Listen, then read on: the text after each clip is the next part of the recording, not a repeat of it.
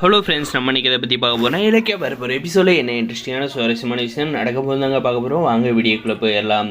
நம்முடைய மாசிலாமணி பார்த்தீங்கன்னா வசந்த் எங்கே இருக்கா அப்படின்ற மாதிரி வந்து கூப்பிட்ற அதே நேரத்தில் வந்து இந்த அஞ்சலியும் இந்த சிந்தாமணியை வந்து வீட்டுக்குள்ளே வந்து இந்த அஞ்சலி வந்து பர்ஸு பேக்கு ஹேண்ட்பேக் எல்லாமே வந்து தேடுறாங்க. 10 பைசா வந்து கேட்டுறாங்க.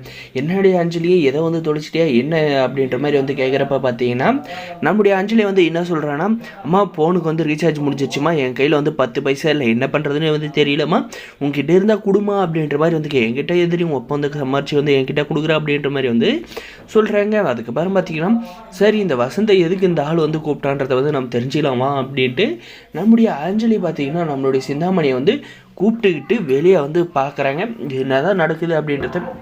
நம்முடைய மாசிலாமணி கையில் பார்த்தீங்கன்னா காசு வந்து கொஞ்சம் வந்து 500 ரூபா நோட்டை வந்து இந்த அஞ்சலி கண்ணில் வந்து பரவாயில்லைக்குள்ள, என்னம்மா உன் புருஷன் கையில் வந்து இவ்வளோ பணம் இருக்குது அப்படின்ற மாதிரி வந்து பார்க்குறாங்க.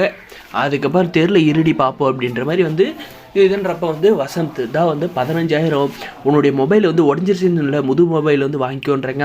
அதே மாதிரி எதுக்காகனா அவனுக்கு வந்து அவ்வளோ பணம் தர அப்படின்ற மாதிரி இருக்குது.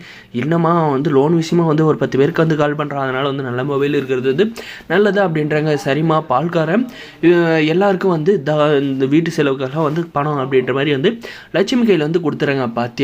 பாத்தியா உன் கையில் வந்து வீட்டு செலவு காசு தராது, அவன் தங்கச்சி கையில் வந்து காசை தராரு அப்படின்ற அவ்வளோ வந்து அண்ணன்னு சொல்லி மைக் வச்சிருக்கா அப்படின்ற மாதிரி வந்து சொல்கிறாங்க. இருக்கட்டும் இவங்களுக்கெல்லாம் வந்து ஒரு நாள் இருக்குது அப்படின்ற மாதிரி வந்து அஞ்சலி வந்து சொல்கிறாங்க. அதுக்கப்புறம் பார்த்தீங்கன்னா எனக்கு ஒரு 5,000 தேவை, போய் கேளுமா அப்படின்ற மாதிரி சொல்லி கேட்க சொல்கிறாங்க. அதுக்கு பார்த்தீங்கன்னா நம்மளுடைய மாசிலாமணி என்ன சொல்கிறாருன்னா, எதுக்காக இங்கே வந்து நின்றுட்டு இருக்கு அப்படின்ட்டு, எங்களுக்கு ஒரு 5,000 வந்து செலவுக்கு தேவை, எனக்கும் அஞ்சலிக்கும், எங்களுக்கு வந்து செலவே இருக்காதா அப்படின்ற மாதிரி வந்து கேட்குறாங்க. அதுக்கு பார்த்திங்கன்னா நம்மளுடைய மாசிலாமணி உங்களுக்கு வந்து சோறு போடுறதே வந்து பெருசு, உங்களுக்கு வந்து 10 பைசா வந்து என்னால் வந்து செலவு பண்ண முடியாது, கொடுக்கவும் வந்து முடியாது, ஏதோ வந்து போடுறத தின்னு போட்டு வீட்டில் வந்து வேலை செய்யுங்க அப்படின்ற மாதிரி வந்து சொல்கிறாங்க. அதுபோக நீங்கள் பண்ண காரியத்துக்கெல்லாம் உங்களுக்கு வந்து சோறே போட்டக்கூடாது, உங்களை வந்து நடுத்தெருவில் வந்து தள்ளி உங்களை வந்து பிச்சை எடுக்க விட்டு இருக்கணும் அப்படின்ற மாதிரி வந்து சொல்கிறாங்க.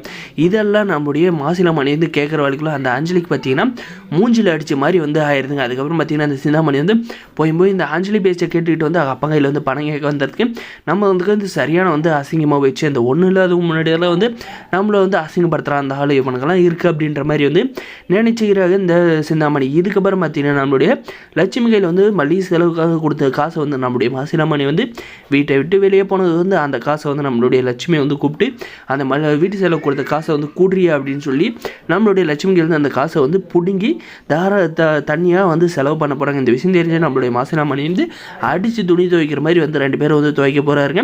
வரப்போகிற எபிசோடில் இதில் வந்து நடக்குது. இந்த வீடியோ லைக் பண்ணுங்க, மறக்காது நம்ம சேனல் வந்து சப்ஸ்கிரைப் பண்ணுங்கள், அந்த பெல் ஐக்கனை கிளிக் பண்ணி வச்சுக்கோங்க. அப்போ தான் நம்ம போடுற வீடியோலாம் நோட்டிஃபிகேஷன் வரும். தேங்க்ஸ்.